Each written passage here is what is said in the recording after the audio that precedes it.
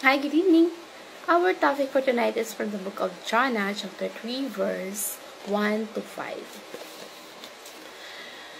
And the word of Lord came unto Jonah the second time, saying, Arise, go unto Nineveh, the great city, and preach unto it the preaching that I bid thee. So Jonah arose and went unto Nineveh according to the word of the Lord. Now Nineveh was an exceeding great city of 3 days' journey.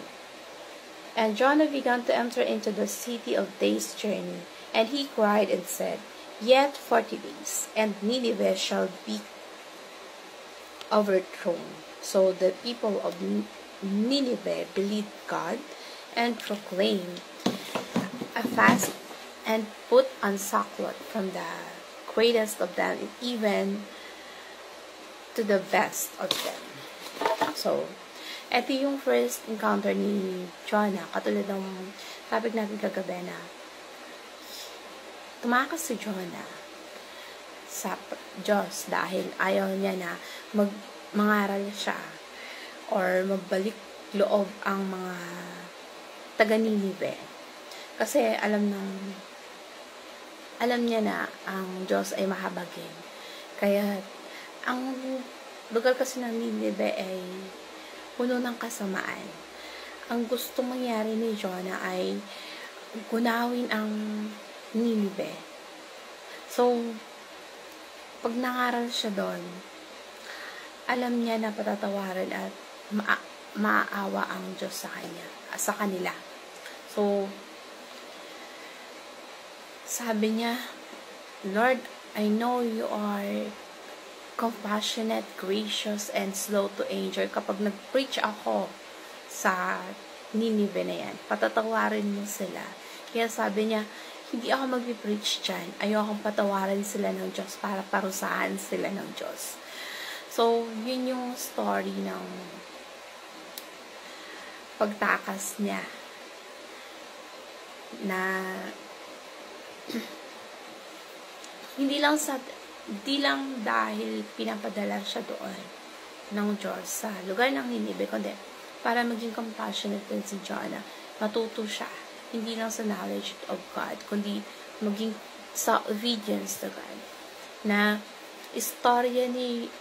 yung istorya ni Jonah, kapag binasa niya patungkol siya sa Diyos, pero hindi lang siya patungkol sa Nineveh. Ang mission ng Diyos ay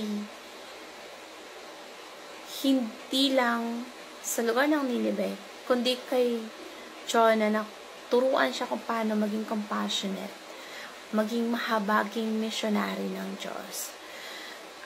Kaya, yung patungkol sa attitude ni Jonah, na maging pasensyoso at mahabagin.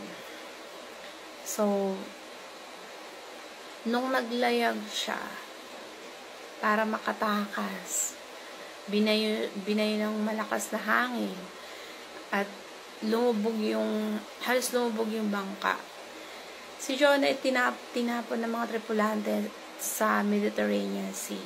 So, nilunok siya ng isdang malaki at niluwa siya sa malapit sa Nineveh. So, pinagkakataon talaga na malapit siya sa Nineveh, mas napalapit siya dun sa lugar na kailangan niyang turuan at pangaralan. So, binigyan siya ng second chance. So, dito na yung verse na the second time for Jonas na hinayaan siya. Hindi siya hinayaan na mamatay dun sa dagat. Kasi sumusuway siya. Gusto niya magpakalayo-layo sa Diyos. Pero yung isda, sinunod ng isda yung Diyos. Lunukin siya at ilapit dun sa Nineveh. So, yun yung nangyari. At binigyan siya ng pangalawang pagkakataon ng Diyos. kahit sa buhay natin, lagi tayo may second chance. Kasi yung utos ng Diyos dito, inuulit lang, katulad ng utos niya kay Jonah, na pumunta ka sa Nineveh para, kasi isa itong napakalaking lungsod, yung Nineveh. So, 3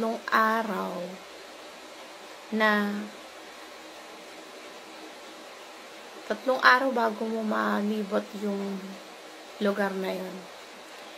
So, nangaral siya ng 4 na araw.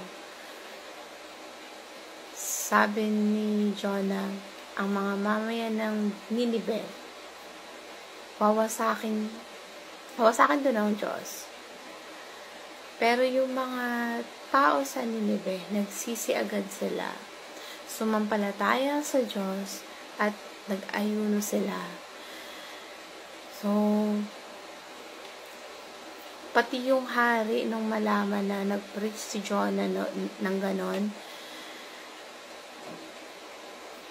nagsisi at tumalikod, nag-ayuno yung mga taga Nineveh. So, nagbalik loob sila, nag-fasting, at lumuhod sa Diyos. Kaya't pinatawad sila ng Diyos. Yun yung nangyari.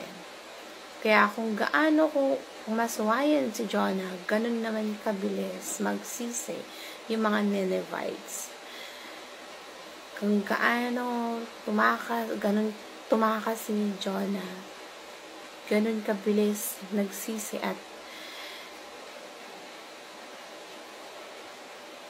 kung gano'n kabilis tumalikod si Jonah, gano'n din naman kabilis nagsisi yung mga taga-Ninevites. Kasi yung Diyos, tinuturuan si Jonah na maging compassionate missionary para lumago sa pananampalataya, lumago sa relasyon sa Diyos. Kailangan maging malapit siya at alam niya kung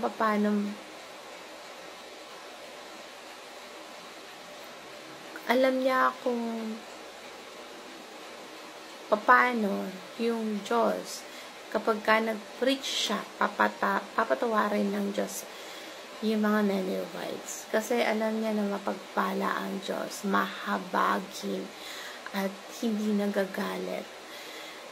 Sagana siya sa pagmamahal. Alam niya yung mangyayari kaya ayaw niya mag-preach sa taga-Nineveh.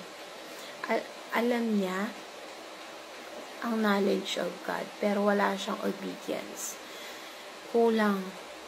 Kaya gusto ng Diyos na lumago si Jonah sa pananampalataya, yung sumunod. Kasi kung gusto natin lumago sa pananampalataya, knowledge of God ay hindi sapat. Kailangan knowledge of God and to know God. Kaya lang, kung alam mo lang kung ano yung katuroan, pero kung nakakilala mo lang ang Diyos, pero hindi ka nagiging missionary, hindi ka nagda-disciple, kailangan yung ibang tao makakilala sa Panginoon. Kasi yun yung commandment na mag-disciple ng tao. Maging tagasunod din ng Panginoon. Kaya kung gusto mong lumago, kailangan hindi tayo mag-i-skip sa great commandment. Yung you have to obey the Great Commission. You have to grow in obedience. So, yun yung katuroan ng verse na to. So,